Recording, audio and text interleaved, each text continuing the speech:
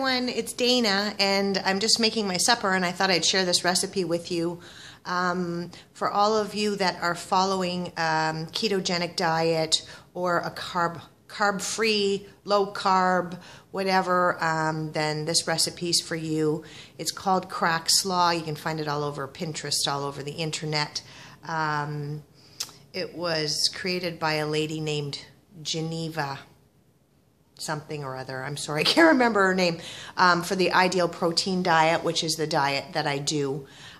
So essentially, there is no sugar in any of the ingredients that I use. So I'm very specific about picking up this particular kind of soy sauce because there's no sugar.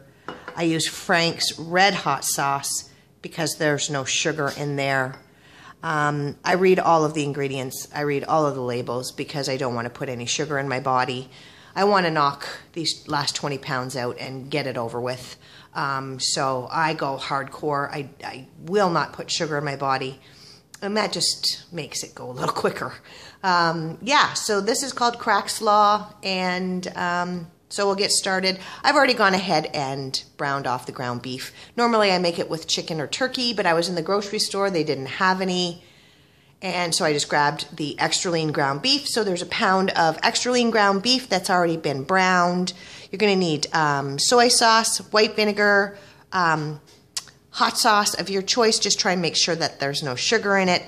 Garlic. I've already gone ahead and grated up some ginger. This is 3.5 cups of cabbage and a little bit of oil. So we'll go ahead and start cooking down the cabbage, and it's great because it's all one pot. So I'm just going to throw everything in the pot that I used to brown the hamburger meat. So just stay tuned. Okay, so I've got the cabbage in the big pot, and we're just going to fry it up in a bit of olive oil just until it starts to get wilted. I am more of an al dente girl than completely soft. I like just a bit of crunch. By all means, I don't want it raw, but I like a bit of crunch in my cabbage, so that doesn't take long. So while that's happening, we're going to make the sauce. Okay, so what we're going to need for the sauce to start is we can go ahead and, hopefully you can see what I'm doing, put the ginger in the measuring cup. Then I'm going to put 2 tablespoons of soy sauce. And truly, this couldn't be easier. Dump. Dump. I'm going to put some garlic in. And I try to, I put a ton because I want flavor, right? I try not to get the liquid in as much as I can. Hang on, I'm just going to stir the cabbage around. Okay, so, and we need a teaspoon of white vinegar. I just store my vinegar in a water bottle because it's easier than picking up that great big thing sometimes.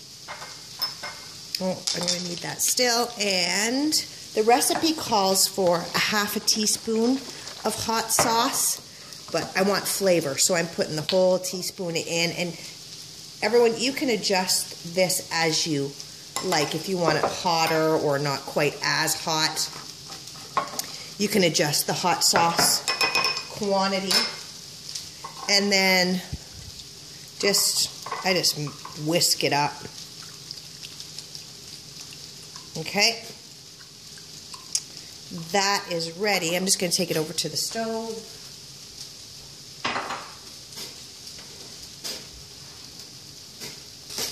Okay, we're all back at the stove. So the cabbage is almost there.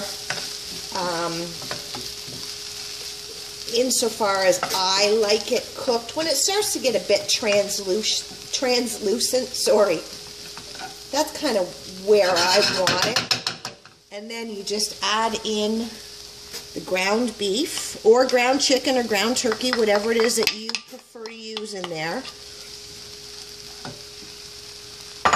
And then give the sauce another little whisk. All the ginger's stuck there. And then you just pour it on. And once I put that sauce on, it smells like a straight up Chinese food dish. And I know it's the ginger and the garlic. Now, it's not real saucy, everybody, but that flavor does get through everywhere. And now I'll cook it for a couple of more minutes just to let the flavors meld and the meat to warm again. I even go so far as to rinse my meat. I go a little bit crazy when I diet, but truly, I don't want to do it for a day longer than I have to, so I go at it hardcore. So, for those of you who are truly ketogenic, there's not a lot of fat in here for you. So, I don't know if once it was all cooked, you may want to add some sesame seeds on top just to try and keep with the whole Asian feel. You could put some walnuts on here. You could put some pumpkin seeds, whatever you wanted in terms of trying to get yourself some fats in there. But other than that, there's no carbs in here. There's no sugar. There's no carbs. So there you go. So this is called crack slaw, and it is fantastic. And this for me is 3 portions, which is a ton of food. Like, look at all of this food to eat for 3 days. And that's what I do. That's how I cook. I cook something up once, I eat it for 3 days. Cook another thing, eat it for 3 days. Because in order for me to be successful on a diet, it's got to be ready when I walk in the house, when I'm hungry, because that's the snacking time, right?